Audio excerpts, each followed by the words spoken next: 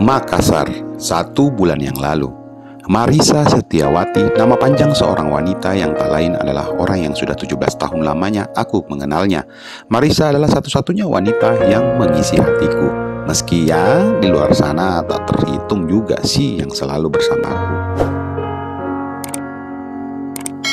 Namun tetap saja tak ada yang berhasil merebut posisi Marisa di hati. Ya pastilah, secara aku selalu main aman. Mending beli sate kambing ketimbang harus pelihara kambing. Lagi-lagi hari ini aku memberikannya surprise dengan kedatanganku tiba-tiba ke Makassar. Padahal aku baru 2 hari meninggalkan istri dan putriku ini untuk kembali menangani perusahaanku di Jakarta.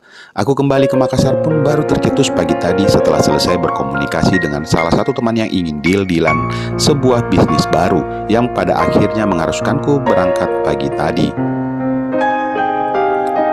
2 jam lamanya aku bertemu dengan teman, mengobrol banyak hal lalu melanjutkan makan siang bersama.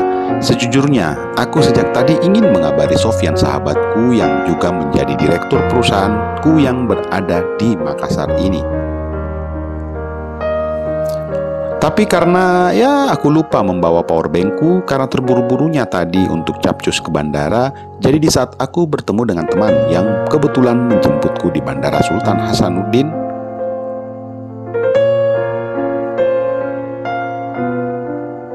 apalagi karena dia memaksa untuk menjemput, padahal aku juga bisa menyuruh seseorang buat menjemputku. Atau mungkin Mang Kardi, sopir di rumah. Ponselku lowbat. Untung saja aku masih sempat mengabari temanku saat baru saja mendarat tadi.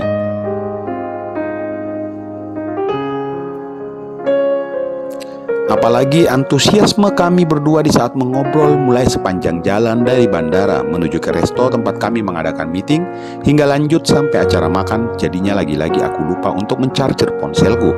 Ya mungkin sudah jalan Tuhan seperti itu. Selesai pertemuan, again, kawanku menawarkan bahkan lebih ke memaksa untuk mengantarku pulang. Aku juga baru menyadari saat ini sudah sore. Jadi memang takdir ponselku ini akan kuisi baterainya kalau sudah berada di rumah saja. Singkatnya, aku bersama teman yang menyetir saat ini tengah menikmati suasana sore penuh kemacetan di jalan raya kota Makassar. Setengah jam lamanya berada di jalan, akhirnya kami pun mulai memasuki gerbang perumahan tempatku tinggal. Rumahku berada di klaster D. Untuk menuju rumahku tentu kami harus melewati klaster B, yang dimana aku harus melewati gerbang klaster rumah Sofyan sebelum tiba di rumah. Pak Aidil boleh masuk ke klaster B dulu, kebetulan mau mampir di rumah Pak Sofyan dulu sebelum ke rumah.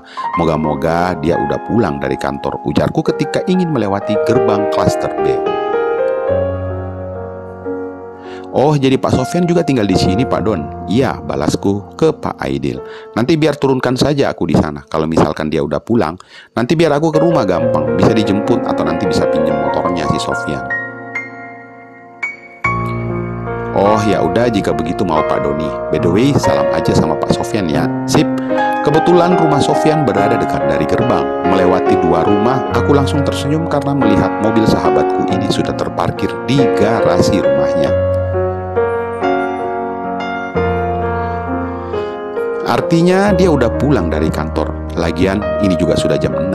Jadi nggak masalah jika jam segini dia sudah di rumah. Sofyan kayaknya ada di rumah, Pak, ujarku ke Pak Aidil.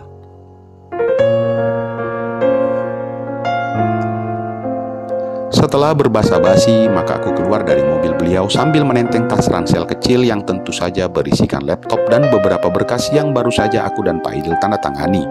Setelah kepergian Pak Aidil, aku melangkah masuk ke rumah Sofyan.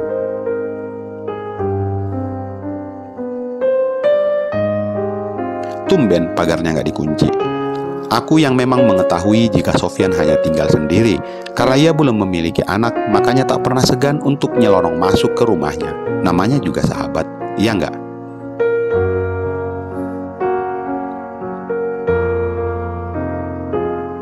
Di saat baru ingin membuka pintu, aku tak sengaja melihat sepasang sendal wanita di depan pintu. Ah, rupanya nih kunyuk udah punya cewek baru. Hahaha. Ya memang gak pantas aku suudzon terhadapnya, tapi ya gak apa-apalah, dia kan sahabatku.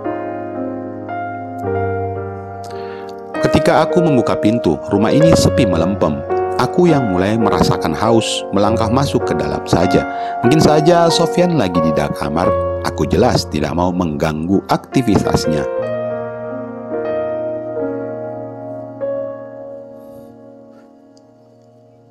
Walaupun sahabat, aku tak mau mencampuri privasinya. Sebetulnya terbersih suatu niat untuk langsung kabur.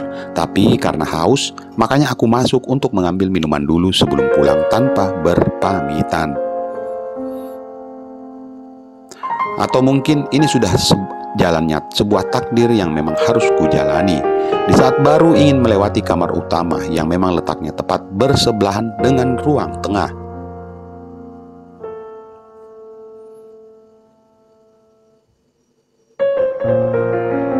Sayup-sayup, aku mendengar suara seseorang dari dalam kamar, dan suara itu adalah suara wanita.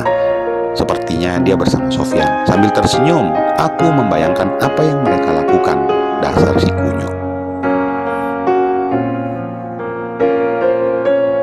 Dari lubang ventilasi di atas pintu, aku dapat melihat jika cahaya lampu di dalam kamar tetap menyala walau temerang. Suaranya dari dalam kamar makin lama makin terdengar kecil-kecil yang tertahan. Suara derit juga semakin riuh terdengar menandakan serunya aktivitasnya. Tiba-tiba aku dikejutkan suara teriakan Sofyan yang tertahan, menyebut nama seseorang namun tak jelas bagiku. Aku awalnya cuek dengan mereka ketika aku ingin mengurungkan niat mengambil minum dan segera pulang saja ke rumah berjalan kaki hitung-hitung olahraga.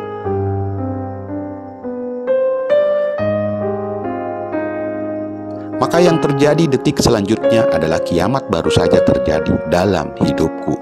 Marisa, Marisa.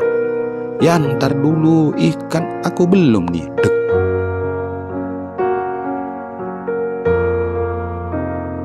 Dua kali jantungku menerima efek kejut yang begitu luar biasa. Pertama, karena mendengar Sofyan menyebut nama Marisa. Dan yang kedua adalah pembenaran jika benar Marisa yang disebut namanya adalah Marisa istriku, adalah dari suaranya. Aku mengenal baik istriku. Aku mengenal baik bagaimana suaranya ia di saat bersamaku selama ini.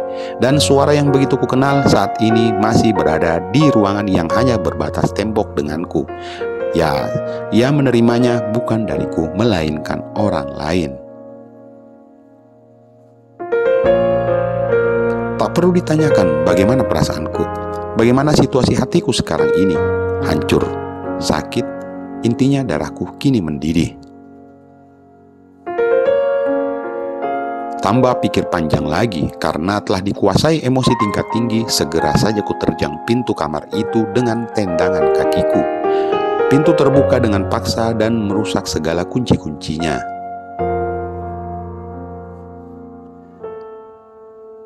Sofyan dan Marisa sangat kaget serta secara spontan keduanya meneriakkan namaku berbarengan.